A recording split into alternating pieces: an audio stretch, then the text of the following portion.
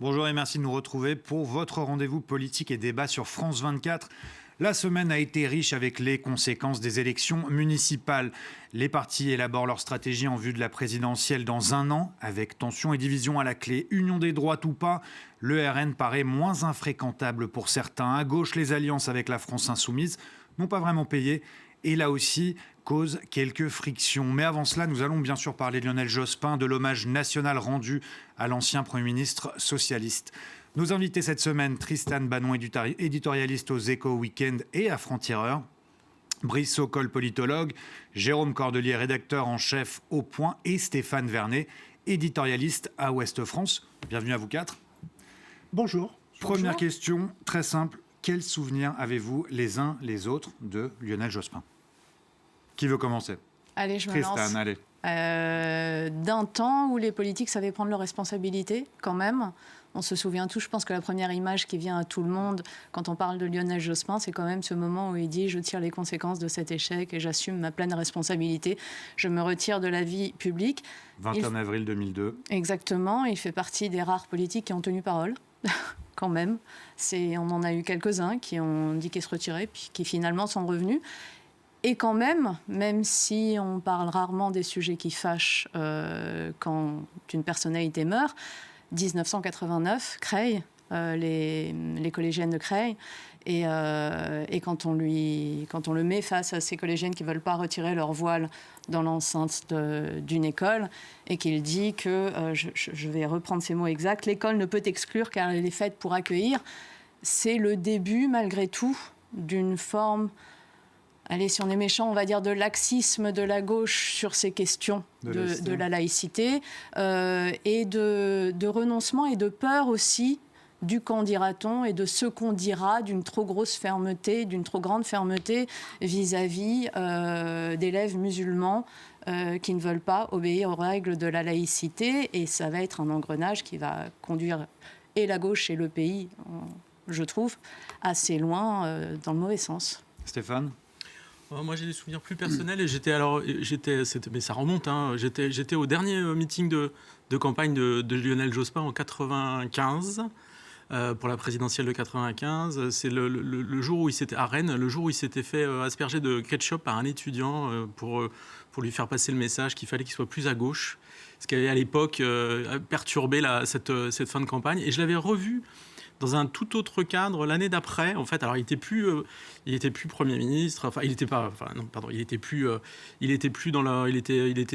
beaucoup moins visible, beaucoup plus détendu. En fait, c'était à la mairie de Toulouse à l'époque. En fait, on disait souvent qu'il était austère, mais en même temps, il pouvait être drôle à côté. Alors, voilà, à ce moment-là où il était dans une espèce de creux dans son parcours politique, il y avait beaucoup moins d'enjeux. Il était beaucoup moins rigide et j'ai le souvenir de quelqu'un de très accessible, de très humain et de très sympa en fait. Vous avez parlé basket ? Pas du tout. C'était grand fan de basket, Lionel Jospin. Non, on parlait à l'époque, c'était la thématique, qui avait fait qu'on s'était rencontrés à ce moment-là, c'était la guerre dans l'ex-Yougoslavie et les problématiques de toute la question de la purification ethnique. Enfin bon, je vous parle d'une époque. Et de musique aussi. D'une époque jazz, son frère. Et de jazz. Musicien. Et il chantait très bien. Voilà, on ne sait pas beaucoup que Lionel Jospin. Et vous, messieurs, des souvenirs ? Moi, ce qui m'a marqué, c'est à la fois la personnalité, un homme humble, l'humilité, l'intégrité, vous en parliez, et puis un peu ce qui manque aujourd'hui dans la vie politique nationale, c'est la nuance et l'équilibre. On est rentré un peu dans l'ère des radicalités, et lui a incarné cette nuance et cet équilibre, parce que lorsqu'il a été Premier ministre de 97 à 2002, il a à la fois apporté de grandes réformes sociales, on en parlera peut-être tout à l'heure, les emplois jeunes, on va en parler des 35 heures notamment, les 35 heures, et en même temps, ça restera comme le Premier ministre qui aura le plus privatisé. Je crois qu'entre 1000 et 1500 entreprises ont été privatisées. Donc c'est ça, ce Lionel Jospin, c'est un peu cet équilibre, et puis cette parole que j'ai retrouvée quelques jours avant qu'il se lance dans la campagne des présidentielles. Il dit « Je suis socialiste d'inspiration ». Mais le projet que je propose au pays n'est pas un projet socialiste. Et cette phrase, elle est très marquante, et parce que lui privilégiait au dogme, à l'idéologie, le pragmatisme. Et je trouve qu'il était intéressant par cet aspect-là.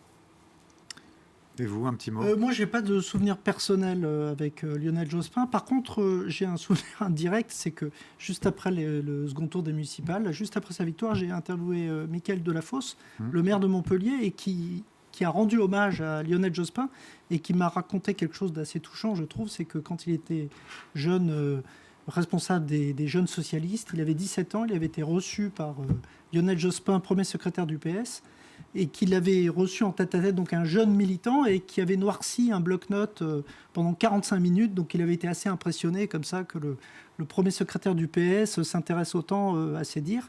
Voilà. Moi, ce que je retiens de lui, c'est la droiture, l'engagement, le politique qui a de la tenue aussi.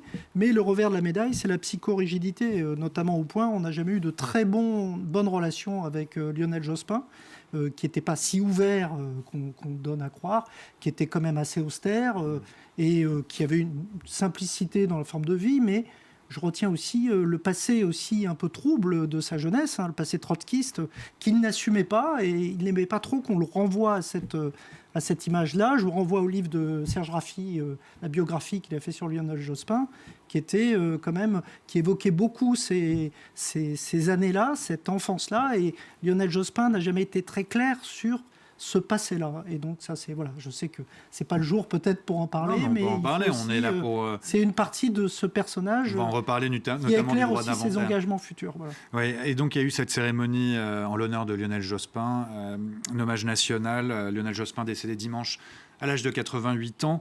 Un parcours indissociable, vous l'avez dit, de celui de François Mitterrand, ensuite Premier ministre de 1997 à 2002. Le président de la République, Emmanuel Macron, lors du discours aujourd'hui, a rappelé son parcours, sa rigueur, ses valeurs lors d'une cérémonie aux Invalides. Est-ce que vous pensez qu'on réécrit un petit peu l'histoire, qu'on en fait ce grand homme de consensus, austère certes, mais apprécié de beaucoup de gens en politique? Mais c'est surtout qu'on en fait un contre-pied total de l'époque, parce qu'on est désespéré par l'époque et qu'il nous rappelle un temps qui n'existe plus. D'abord, c'est un politique qui ne mentait pas. C'est quand même pas si courant que ça. Aujourd'hui, ça n'existe plus. Ça lui a porté préjudice, du reste, notamment dans la campagne. Il ne mentait pas, il disait ce qui était, il ne promettait pas de raser gratis demain matin. Il était précisément à cause de ça vu comme quelqu'un de très austère, parce qu'il y avait quelque chose de très austère à expliquer aux Français. Les années qui vont venir vont être difficiles, je ne vais pas vous mentir. On avait face à ça un Jacques Chirac qui nous expliquait que demain tout serait merveilleux, et qu'importe si tout le monde savait que ça n'était pas possible. Il y avait quelque chose chez Lionel Jospin de l'honnêteté, d'une espèce de rigueur comme ça intellectuelle. C'est un politique qui n'était pas dans l'invective. On a tous ressorti cette vidéo où il est avant ou après un débat politique avec Jacques Chirac, et où ils disent les Français n'aiment pas que l'on s'invective. Enfin, c'était une autre façon de faire de la politique, avec du respect, sans aller, on vient de le dire, dans les excès, qui était dans la nuance, qui était dans... Alors, il était aussi capable de dire que Jacques Chirac était vieilli, usé et fatigué, mais parce qu'il le pensait et qu'il l'observait. C'est pas passé. Alors, on s'est plongé dans nos archives.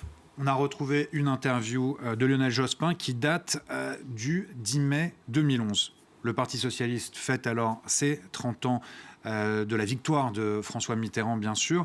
Et Lionel Jospin est interrogé justement sur cet héritage et le droit d'inventaire. On écoute. Le droit d'inventaire, c'est la culture démocratique. Ce que j'ai fait moi-même au gouvernement est forcément soumis à un examen critique, à un inventaire.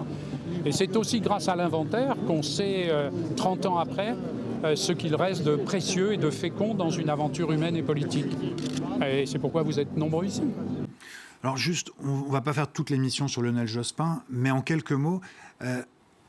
Lionel Jospin, dans cette interview, nous donne le droit de faire le droit d'inventaire, nous donne le droit d'inventaire sur son œuvre, on va dire, sur ses 35 heures, cette mesure phare, réduction du temps de travail. Rétrospectivement, est-ce qu'elle a été bénéfique selon vous ?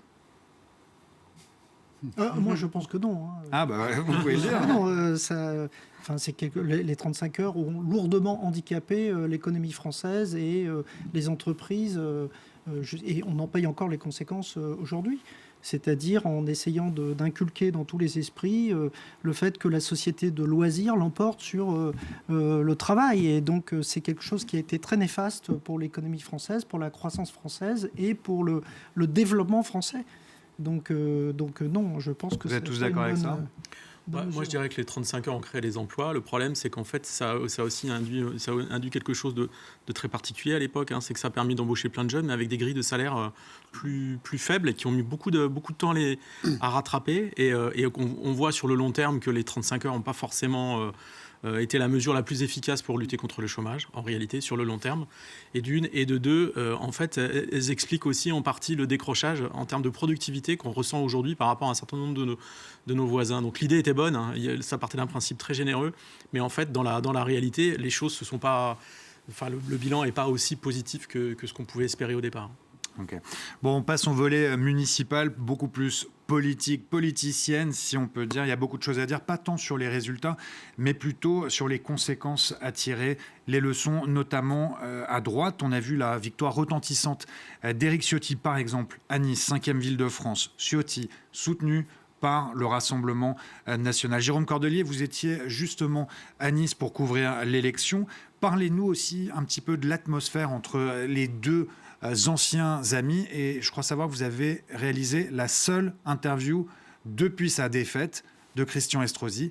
Christian Estrosi qui depuis s'est retiré de la vie politique. Oui, enfin il s'est retiré de la vie politique niçoise, comme il dit, parce qu'il interviendra, il le dit justement dans l'interview, il interviendra au national. Vous savez qu'il est vice-président de Horizon, ouais. Donc il compte s'investir dans la campagne d'Édouard Philippe. Mais c'est vrai qu'il a reçu un coup sur la tête, donc là pour l'instant il faut qu'il et l'atmosphère était aussi tendue. Moi, j'étais à Marseille pour les élections. Alizio, Payan, je peux vous dire que c'était tendu. Est-ce que c'était la même chose à Nice ? L'élection à Nice, elle a focalisé toute l'attention pendant les municipales. C'est une élection particulière qui a donné lieu d'ailleurs à des comportements particuliers. D'abord, c'est une rivalité, une haine entre deux hommes qui ont été alliés, amis. Qui partaient en vacances ensemble quand même ? Ça, je ne sais pas. Mais en tout cas, ils ont été. Enfin, c'est Christian Estrosi qui a découvert Éric Ciotti et qui a fait ce que Éric Ciotti a été au début. Après, il a pris son envol, il a fait sa course lui-même. Mais voilà, donc il y avait c'était chargé d'émotions. Voilà. Après, qu'est-ce qu'on en a fait ? Bon, c'est vrai que. Par exemple, Marine Tondelier, pour ne pas la nommer, a fait une exception niçoise au principe de barrage républicain, puisqu'elle a considéré... Bruno Retailleau a fait une exception niçoise. On va en reparler des stratégies de la droite. Des LR. Ouais. Il a inventé un nini municipal, alors qu'il y avait un accord national. Mais c'est vrai que c'était une élection qui n'était pas comme les autres, qui était passionnante à suivre, mais en même temps avec quand même un air un peu vicié, c'est-à-dire qu'à la fin, ça devenait un peu lourdingue, pour être clair, parce que les deux étaient tellement à couteau tiré qu'on a passé à l'as un peu les vrais problèmes, et notamment le bilan de Christian Estrosi. Pour avoir suivi toutes les mandatures de Christian Estrosi depuis le début, ça a été un bon maire. Je sais que Christian Estrosi, par moment, au national, on dit quelque chose... Enfin, c'est quelqu'un qu'on regarde un peu de haut, mais ça a été un très bon maire de Nice. Il a bouleversé cette ville pendant 18 ans. J'ai une question pour vous, et je n'ai vraiment pas la réponse, mais comme vous étiez sur place, est-ce que c'est une victoire d'Éric Ciotti ou est-ce que c'est une défaite de Christian Estrosi à cause de l'affaire dite des têtes de cochon qu'il a payé très très cher, à juste titre peut-être. On va peut-être rappeler l'histoire de la tête de cochon, une tête de cochon qui a été déposée devant chez Éric Ciotti, Christian Estrosi, sa permanence, je ne sais plus si c'est chez lui ou sa permanence, et il semblerait que c'était quelqu'un de son équipe qui l'aurait fait. Exactement, c'était une manipulation pour faire croire... Il semblerait aussi qu'il n'ait pas été au courant, on ne sait pas, la justice enquête. Je ne pense pas que c'est joué. En tout cas, ça peut être joué à la marge.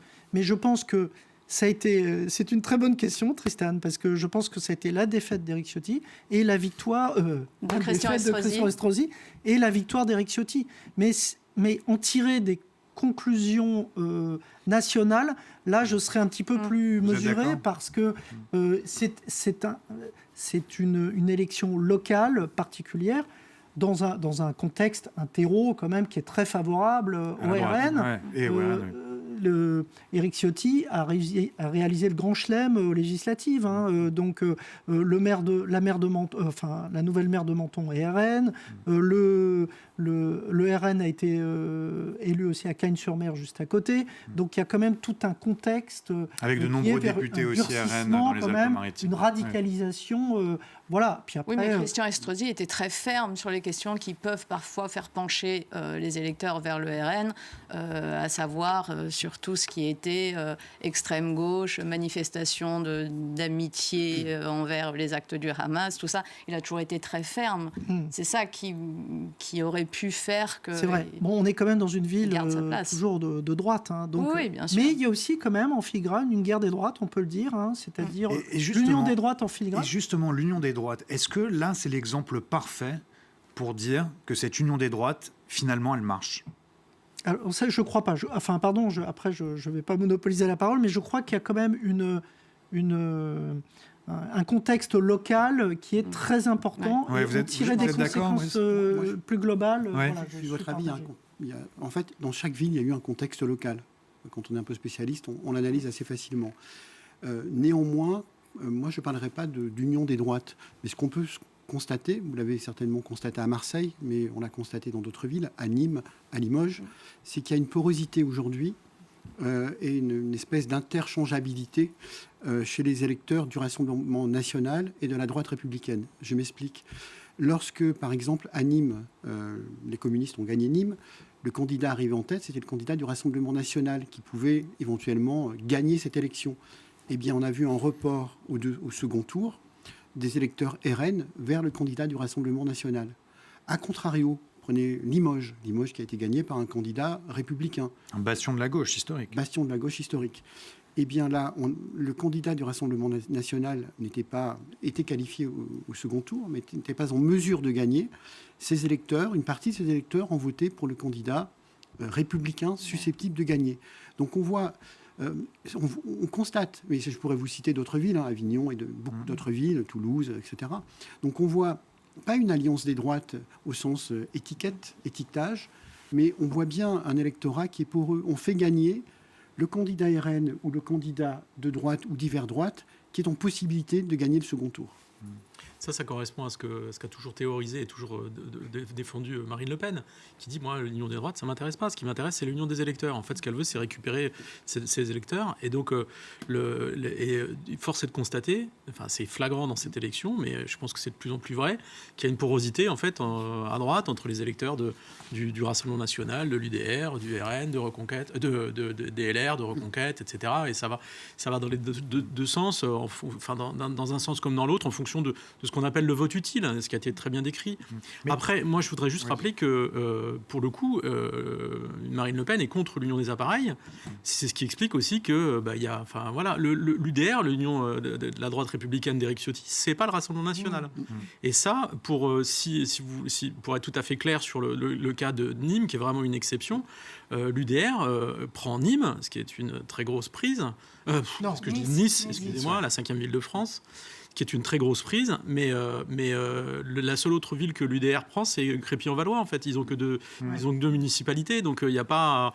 Donc vous ne pensez pas que ça peut inspirer d'autres figures à droite? Parce qu'on a un peu l'impression, là, en ce moment, avec la réunion du bureau politique, même les prises d'opposition de Retailleau, qui pas clairement a appelé à voter, par exemple, Estrosi. Alors peut-être que vous allez me dire que c'est des querelles de personnes, mais est-ce qu'on n'a pas l'impression... Est-ce que vous ne pensez pas que ça va inspirer d'autres figures à droite de se rapprocher peut-être du Rassemblement national un petit peu davantage? Non, mais on peut avoir des mouvements. Il y a un problème si vous raisonnez en termes de parti et d'appareil, il y a quand même un très très gros problème pour les Républicains. Les Républicains existent toujours parce qu'ils ont refusé l'alliance avec Marine Le Pen en 2022. C'est comme ça qu'Éric Ciotti est parti et qu'il a créé son propre parti. Aujourd'hui, si les Républicains avaient dit finalement il faut voter pour le RN, on fait une alliance avec le RN, j'ai envie de vous dire, tout ça pour ça. C'était la mort du parti en tant que tel, en tant qu'organisation politique et en tant qu'appareil. Si 3 ans après le psychodrame de 2022, 4 ans après le psychodrame de 2022, le même parti finalement disait oui, on peut faire, faisons alliance avec le Rassemblement national. Ce parti n'avait plus aucune raison d'être et il mourrait de facto. C'est pour ça que les patrons, les dirigeants des Républicains sont restés très fermes sur cette idée, en disant pas d'alliance, etc. Il y a eu les ambiguïtés de Bruno Retailleau, notamment à Nice, qui effectivement qui lui ont valu d'être repris par un certain nombre de ses partenaires et alliés tout de suite, en fait, qui n'étaient pas d'accord. Parce qu'encore une fois, si les Républicains s'étaient positionnés officiellement dans une idée d'alliance avec le RN, le parti lui-même disparaissait. À ce moment-là, il fallait se regrouper avec l'UDR. Moi, je crois que Nice, c'est vraiment... un cas particulier. Oui, c'est un cas particulier. Oui. C'est-à-dire que Éric Ciotti, évidemment, ça empêchait un candidat RN de se présenter contre lui, en l'occurrence Philippe Vardon. Mais Éric Ciotti a quand même une légitimité locale très forte, et c'est sur son nom quand même qu'il emporte la mairie. Ouais. Et Bruno Retailleau, c'est pas l'alliance avec le truc, un peu l'erreur, à mon avis, politique qu'il commet, c'est qu'il ne va pas dans la continuité de son accord national en soutenant Christian Estrosi, comme ça devrait être. Et Tristan, quand on voit quand même, pour rester sur les LR, on voit quand même... On voit David Lisnard qui est sur le point de quitter les LR. Ah bah c'est fait, il est parti. C'est fait. Ouais. Donc c'est parti. Il a annoncé, il devait voir Bruno Retailleau pour le dire de vive voix. Il a été réélu très facilement à Cannes. Plus de 80% des voix au premier tour. Est-ce que vous pensez que les LR vont rester ce pôle à droite, sans alliance, sans compromission, Tristan ? Je pense qu'il va nécessairement y avoir un jeu d'alliance à un moment, et que ce que vous avez dit, quand vous avez dit il y a une forme d'interchangeabilité localement pour celui qui est le plus en situation de gagner, qu'il soit LR ou à l'extrême droite, ça va forcément questionner de la stratégie pour l'année prochaine, pour l'élection présidentielle. Parce que s'il y a une interchangeabilité locale, ça veut dire qu'il y a possibilité de faire des rapprochements. Alors on va appeler ça fusion, alliance, rapprochement, on appelle ça comme on veut, mais quelque chose qui ira de CNAFO à justement on ne sait pas où d'un côté et de l'autre, mais qui peut aller de CNAFO à Gabriel Attal. Enfin, ça pose des questions. Allez-y. Ces municipales annoncent de toute façon une reconfiguration politique à l'intérieur des partis traditionnels. LR, PS. Le PS, Olivier Faure, est dans une position très très délicate, puisque de toute façon... il tient plus la boutique, faut être clair, et il va être poussé par une nouvelle génération qui est Mickaël Delafosse, Jérôme Guedj, Emmanuel Grégoire. Donc voilà, LR, Bruno Retailleau aura de plus en plus de mal à contenir la reconfiguration UDR et David Lisnard, puisque vous en avez parlé, qui est quand même le maire le mieux élu de France, de ville de plus de 30 000 habitants, alors qu'il avait une liste RN contre lui. Donc il va y avoir une reconfiguration. Ce que je dis juste sur le fait, c'est que au municipal, comme on le sait, les électeurs ne se déterminent pas en fonction des étiquettes partisanes. Le meilleur exemple, c'est que le maire le mieux élu de France, des métropoles, des grandes villes, c'est Jean-Luc Moudin qui est à Toulouse, qui fait le meilleur score de tous ces maires, et qui a quitté les Républicains en 2022, et donc qui est sans étiquette, et qui a revendiqué le fait qu'il était un centriste indépendant. Ce qui est intéressant, notamment si je prends l'exemple de Toulouse, c'est qu'en fait, il y a un autre élément qui vient corroborer le fait que les électeurs du Rassemblement national ou des Républicains se retrouvent, c'est le danger de l'extrême gauche, danger des LFI, et le danger des alliances PS et LFI, parce qu'on a vu à Toulouse, par exemple, ça a surmotivé les électeurs de droite et d'extrême droite du second tour, qui sont, comme à Limoges, qui se sont mobilisés. Je ne sais plus, c'est plus 3, plus 4, plus de 5% en termes de mobilisation. Donc il y a aussi ça qu'il va falloir prendre en compte dans la perspective des prochaines élections. Mais c'est intéressant d'ailleurs, l'alliance PS-LFI, parce que pour le coup, elle est perdante. Oui, on va en reparler justement après. Dites-moi. Oui. Moi, j'insiste, la porosité, le rapprochement, il existe au niveau des électorats. Ça, c'est à l'ensemble, au niveau national. Sur les appareils, j'insiste, ça reste quand même... Pour l'instant, il y a encore des frontières qui sont très nettes. D'accord. Et on parle beaucoup de Nice, parce que, mais c'est un cas particulier à tout point de vue. Je veux dire, à Nice, autour de Nice, dans tout ce secteur-là, en fait, tous ces élus, qu'ils soient UDR, RN, LR, etc., en fait, ils se connaissent depuis des dizaines d'années. Ils travaillent ensemble depuis des dizaines d'années. Ils ont siégé, ils ont été ensemble dans les mêmes partis à certains moments avant de changer de casaque. Et surtout, en fait, ils sont dans les mêmes majorités au conseil départemental, etc. En fait, c'est une histoire, c'est un cas très particulier. C'est un écosystème. Et en fait, si vous voulez, ce à quoi on assiste dans cet espace-là, ce sont des guerres fratricides. Éric Ciotti et Christian Estrosi, c'est des années 30 ans, sont les meilleurs ennemis du monde, mais voilà. On parle ce sont des cas C'est particuliers. Balladur Chirac à l'échelle locale. Voilà. On parle Ce sont beaucoup des des cas LR, on n'a particuliers. pas encore parlé du Rassemblement national, on ne s'est pas vraiment penché sur le dossier. On va écouter Sébastien Chenu, député du Nord, ce matin, qui parle justement de cette union des droites, et vous allez voir sa position, elle n'est pas toujours partagée au sein du RN. On écoute Sébastien Chenu. La droite honnête, qui n'est pas macronisée, qui est patriote, est orpheline aujourd'hui. Mais comment voulez-vous qu'on se retrouve derrière le discours d'un Xavier Bertrand, d'un Édouard Philippe, d'un Bruno Retailleau? On ne sait pas où ils habitent, on ne sait pas ce qu'ils défendent, on ne sait pas ce qu'ils pensent. C'est tout et son contraire. Ils sont à moitié dans le gouvernement, à moitié dans l'opposition. Mais tous ces gens qui cultivent l'ambiguïté pour sauver leur siège vont terminer, moi je vous le dis, comme le Parti radical. Ils vont gérer des mairies dans le pays, ce seront des élus locaux, ce ne sera plus une force d'alternance, ça ne l'est déjà plus. Donc oui, il faut tendre la main aux orphelins de la droite. Alors, ce qui est sûr, c'est que le Rassemblement national se considère comme le principal parti d'opposition aujourd'hui, mais il y a quand même quelques petites divergences. Alors, Jordan Bardella, lui, parle de l'union des droites beaucoup plus ouvertement que Marine Le Pen, par exemple. Comment vous voyez cette stratégie au sein du RN? Est-ce que vous pensez qu'ils sont tous sur la même ligne ou pas? Ce que je trouve curieux, moi, c'est dans ce que dit Sébastien Chenu, c'est que de voir ce clivage qu'il fait entre la droite macronisée et la droite patriote. Mais non, il y a un espace énorme d'une droite qu'incarne par exemple David Lisnard, pour ne pas le nommer, qui est ni macronisé ni forcément patriote. Et il y a un espace de centre-droit. Jean-Luc Moudenc en est l'exemple à Toulouse. Enfin, il y a plein de gens de droite qui ne sont pas du tout dans cette alternative-là. Édouard Philippe, bon, c'est vrai qu'il a été le Premier ministre d'Emmanuel Macron, mais il a quand même pris ses distances depuis. Donc je trouve que c'est curieux, parce que Sébastien Chenu, qui pouvait paraître un bon commentateur de temps en temps des jeux politiques, là je trouve qu'il se fourvoie un petit peu dans le commentaire, ou alors en tout cas dans la stratégie, à mon avis. Un mot peut-être, Tristan ou Stéphane? Il y a deux écoles en fait au sein du RN, hein, c'est ce qu'on disait. Donc Marine Le Pen qui dit moi je veux pas d'une union des droites, je veux pas d'une union formelle des appareils, etc. Ce que je veux c'est que les électeurs, c'est que les Français votent pour le Rassemblement national. Et vous avez un Jordan Bardella, lui, qui parle régulièrement effectivement de rapprochement avec Reconquête ou d'autres formations. Sur l'expression de Sébastien Chenu, le côté oui, alors les Républicains vont devenir les radicaux de gauche, etc. Enfin voilà, c'est-à-dire une force politique présente et ancrée dans les territoires, mais qui est incapable en fait de peser au niveau national et qui peut durer comme ça pendant très longtemps, des années.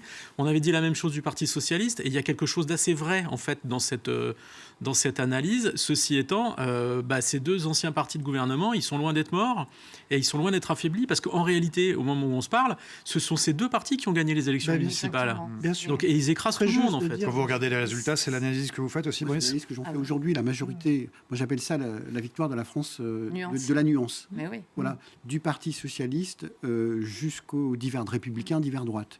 Néanmoins, moi je tiens quand même à attirer votre attention, c'est là où il y a un décalage à l'élection présidentielle. C'est que les deux imaginaires qui ont gagné depuis 2022, les élections européennes, les élections législatives, et en partie médiatiquement dans l'imaginaire des élections municipales, ce sont LFI et le Rassemblement national. C'est-à-dire qu'on nous impose depuis 2022 ces deux imaginaires-là. Et paradoxalement, certes, ils ont progressé, ils se sont territorialisés, et l'un et l'autre. Et nous en sommes à nous poser la question des deux grands partis majoritaires qui ont gagné ces élections municipales et qui vont devoir choisir, comme ça a été le cas au premier tour pour le Parti socialiste, entre d'un côté LFI, de l'autre côté le Rassemblement national. Non, mais c'est très paradoxal. Il y a la réalité, il y a les imaginaires. Ouais. Mais ce qui est intéressant, c'est juste, je reviens 2 minutes au premier tour des élections municipales. Premier tour, LFI fait 640 000 voix, le Parti socialiste 5 millions.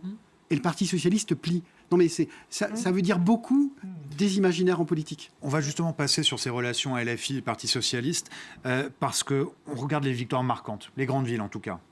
Lille, Marseille, Paris, tout ça, ça a montré que le PS, ou au moins les alliés du PS, les ex-PS, etc., n'avaient pas toujours besoin de la France insoumise pour s'imposer. Est-ce que c'est un signal fort pour vous que de voir que la gauche, finalement, n'a pas besoin d'LFI, ou est-ce qu'elle a besoin d'LFI? Tristan Banon, je sais que vous avez beaucoup écrit sur LFI. Vous êtes férocement critique, on va dire.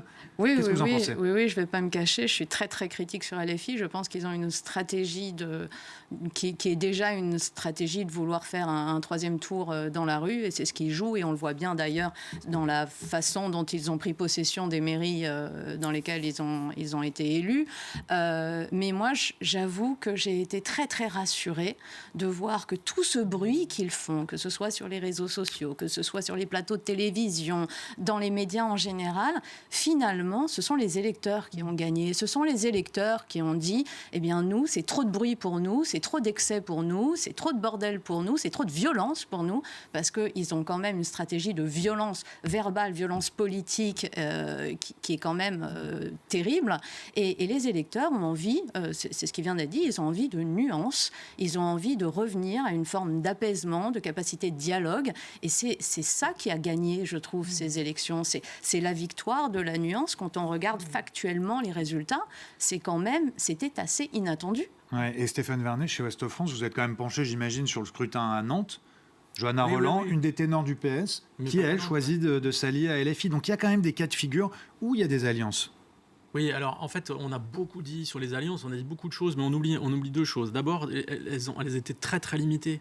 Je veux dire, il y a eu 10 alliances directes entre la France Insoumise et le Parti Socialiste et 8 entre les écologistes et la France Insoumise. Ça fait 18 sur 34 875 communes, c'est pas, je veux dire, c'est pas la majorité. Villes ou des non, mais villes on a regardé que ça. Clermont-Ferrand, On a regardé que ça. Ce qui est vrai, c'est que les alliances entre la France Insoumise et le Parti Socialiste ont toutes capoté, sauf une, à Nantes. Ouais. Et Nantes, c'est pas compliqué. À Nantes, la réserve de voix, au premier tour, elle est à droite. Et donc, en fait, si vous aviez eu une triangulaire, une quadrangulaire, c'était cuit, en fait. Johanna Rolland, numéro 2 du Parti Socialiste, perdait la ville de Nantes, qui est un fief historique à gauche, quoi. Donc, en fait, voilà. Là, ça a marché. Et sans ça, je pense qu'elle aurait vraiment perdu sa ville. Mais du côté des alliances LFI et écologistes, ça a marché à Lyon. Ça a marché à Grenoble, ça a marché à Tours. Et donc, si vous voulez, on ne peut pas dire non plus que ça a capoté partout. C'est un échec complet et total. Ce qui est terrible, si vous voulez, c'est que c'est l'image qui ressort de cette séquence. Où vous avez... avec un règlement de compte. Parce que là, au PS, vous avez Olivier Faure, qui est premier secrétaire, qui est... Je vais vous poser la question, est-ce que ces jours sont comptés ? Parce qu'il est critiqué pour son manque de leadership, d'autorité, justement pour la question des alliances avec LFI notamment. Alors là, je peux répondre très rapidement. Si vous voulez, le truc, c'est que Olivier Faure, en fait, il avait dit pas d'accord au niveau national, mais en fait, il n'a pas interdit les accords au niveau local. Ce qu'a fait Place Publique. Place Publique a dit, si vous passez un accord au niveau local, enfin, si vous passez un accord, on vous retire l'investiture Place Publique, vous n'êtes plus des nôtres. Bon, en fait, vous pouvez avoir toute une partie du Parti socialiste qui reproche à Olivier Faure de ne pas être allé jusque-là et de ne pas avoir été aussi clair, etc. Mais enfin, en même temps, ce n'est pas lui qui a voulu ces alliances, il ne les a pas encouragées, il les a pas... C'est pas tout à fait ça qui lui est reproché. Ouais, c'est pas tout à fait ça qui lui est reproché. C'est d'avoir dit que LFI était infréquentable 15 jours plus tôt, 2 mois plus tôt, et de dire par la suite qu'il n'y aura pas d'accord national, mais qu'au niveau local, vous pouvez quand même faire alliance avec des infréquentables, puisque c'est lui qui le disait. Il ne l'a pas dit, mais ça a été interprété comme ça. C'est passé comme ça.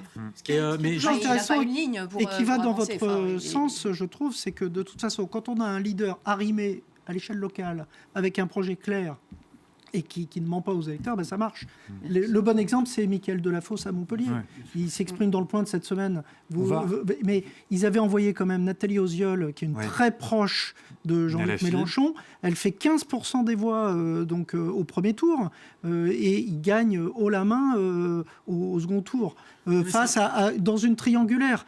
Le RN, ils avaient envoyé quand même France Jamais, qui est une amie intime de Marine Le Pen, la fille d'un des fondateurs du Rassemblement national, et elle fait un score pitoyable au premier tour. Donc l'autre exemple, c'est Toulouse. Toulouse, où François Briançon fait cet accord vraiment piteux, parce qu'il faut quand même appeler un chat, avec François Piquemal, qui est un bon politique. Voilà, et il se plante. Ouais. Donc c'est ça qui est intéressant. Ça marche pas à tous les coups, ça marche pas partout. Je parlais de Place Publique. Regardez Place Publique, place publique n'avait qu'un seul maire de grande ville, c'est Saint-Brieuc dans les Côtes-d'Armor. Et ben à Saint-Brieuc dans les Côtes-d'Armor, Hervé Guillard, le maire sortant, qui avait un bon bilan, etc., qui est un bon maire, et c'est pas le problème. Il fait pas d'accord. Il y a une quadrangulaire au second tour. Il perd sa ville. Oui, mais Il perd sa ville je pense parce que c'est la clarté. Par exemple, Tulle est un bon exemple. Le tripatouillage de François Hollande en essayant de faire une alliance avec 2 pauvres LFI pour maintenir la gauche à Tulle, ça tombe et c'est la droite qui gagne. On va changer de sujet parce qu'il y a d'autres images, il y a d'autres enseignements de ces municipales et malheureusement c'est des images tristes pour notre démocratie, pour la République. Une image notamment au Blanc-Ménil à côté de Paris. Ivan Trippenbach, grand reporter au Monde, a filmé une scène au moment de la passation de pouvoir. Vous allez voir le maire sortant, Thierry Maignan, qui sait être offensif aussi, on ne va pas se le cacher, mais qui est hué par les partisans du vainqueur, un insoumis. Regardez, extrait.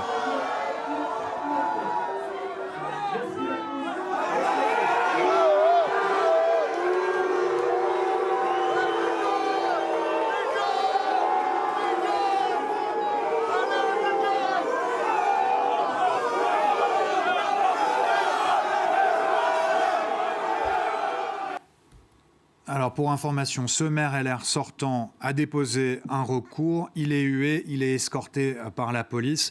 Le président de la République Emmanuel Macron, parce que ça ce n'est pas une scène isolée, il y en a eu dans plusieurs autres communes qui auraient déclaré pendant le Conseil des ministres, c'est ce que rapporte le Figaro, pas de sédition possible dans les communes. Brice Sokol, je vous interroge parce que vous avez quand même écrit un livre plutôt à propos sur les maires, les attentes du public dans L'écharpe et les tempêtes.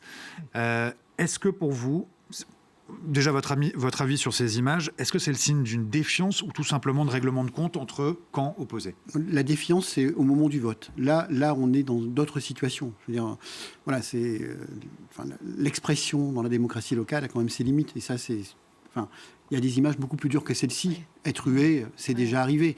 Être menacé, être bousculé. Moi, j'ai l'exemple là de Madame Julie Martinez, qui est une socialiste, qui a perdu à Clichy et qui a pris la parole. Elle était soutenue par les filles.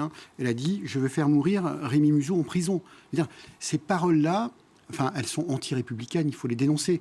Après, les broies autour des passations, c'est pas nouveau. Moi, je me souviens, à Vitrolles, en 1990, quand Madame Catherine Maigret a gagné cette ville pour le Front National, à l'époque, ça avait été aussi dur et physique. À Corbeil-Essonnes, avec Serge Dassault, avec son successeur. À Ajaccio, en 2001, la passation de pouvoir entre... Donc pour vous, c'est pas pire qu'avant ? Non, c'est pas pire qu'avant. Les bousculades, les invectives ont existé. Après, ce que vous allez dire ou ce que vous allez faire, là, on a vu des situations qui sont intolérables. On peut être supporter, on peut être militant, mais il y a un moment où vous avez des règles républicaines qu'il faut respecter. Un avis sur la question, peut-être, Tristan ? Il y a eu énormément d'images qui ont été très choquantes, notamment dans des villes avec des maires sortants de gauche qui passent LFI. Donc on pourrait penser qu'il y a un minimum quand même de fraternité entre des composantes de gauche, fussent-elles certaines d'extrême gauche. Et on a vu des choses qui effectivement sortent du champ de l'exercice normal de la démocratie, mais pas que. Même après, quand on voit que dans les premières déclarations de Balou Bagayoko, qui a été élu donc à Saint-Denis, qui est le nouveau maire de la France insoumise, qui explique, en trouvant ça parfaitement normal, que certains employés municipaux qui n'ont pas partagé ses opinions lors de la campagne et qui n'ont pas montré leur soutien à ses opinions seront virés, tout bonnement et simplement. Alors d'abord, on se demande où est la possibilité légale de faire ça, mais enfin, ça, c'est encore autre chose. Mais ça n'est rien d'autre que, du trumpisme de gauche. C'est exactement les méthodes de Donald Trump, avec la non-reconnaissance dans certaines villes du résultat des urnes, avec la violence, avec l'invective sur le sortant. Enfin, on n'arrête pas d'entendre Donald Trump parler de Biden, on n'en peut plus d'entendre Donald Trump parler de Biden. Là, on est un peu dans le même genre de schéma, et avec la volonté de faire une sorte de fascisme, ça n'a pas d'autre mot. Ouais, c'est fort quand même. Mais oui, mais on est quand même... L'idée de dégager toute personne qui ne pense pas comme vous appelez ça comment ? Vous en pensez quoi, Stéphane ? Vous pensez qu'on assiste vraiment à ce point de bascule que dénonce Tristan ? Non, alors il y a eu plusieurs villes où effectivement il y a eu des images qui sont franchement moches dans les comportements. Donc vous avez montré le Blanc-Ménil, mais il y a eu Mantes-la-Jolie, il y a eu Vaux-en-Velin. Enfin voilà. Donc après, des scènes comme celle-ci où vous avez effectivement des militants qui se laissent déborder, enfin qui se tiennent pas et qui donnent une image déplorable de ce que peut être la politique ou de ce que ne devrait pas être la politique dans une démocratie policée. Voilà. Il y en a eu de tout temps. Moi, il me semble me souvenir que Valéry Giscard d'Estaing, quand il a perdu la présidence de la République, au moment où il a quitté l'Élysée, il est parti à pied et en fait, il a été hué par la foule. Donc en fait, voilà. Donc du coup, moi, ce que je trouve étrange, si vous voulez, c'est le fait d'en déduire que en réalité, c'est la marque d'un séparatisme et d'un voilà. Mais est-ce qu'on a déjà eu des personnalités politiques qui ont voulu virer des employés municipaux qui ne pensaient pas comme eux? Moi, je suis tout à fait d'accord avec Tristan. Le mot de la fin pour vous, Jérôme Cornelier. Grave que des sifflets ou des huées dans un contexte d'échauffourée électoral. Ça, c'est un cas, et c'est Tristan Manon qui a eu le bon terme. En fait, c'est du Trumpisme. En fait, c'est un monsieur qui ne connaît pas le fonctionnement de la démocratie française. Aux États-Unis, quand vous êtes élu, vous changez d'administration. C'est-à-dire que vous venez avec votre propre personnel et tout le monde part. En France, c'est pas possible, ça n'existe pas. Il ne peut virer personne. On ne vire pas des fonctionnaires parce qu'ils ne pensent pas comme vous, en fait. Ce n'était pas vous, Jérôme, c'est vous qui avez eu le mot de la fin, Stéphane, bravo. C'est la fin de notre émission. C'est toujours Stéphane qui a le mot de la fin. Pas toujours. En tout cas, merci à vous quatre d'être venus pour votre éclairage, votre analyse. Restez avec nous sur France 24, l'info continue, bien sûr.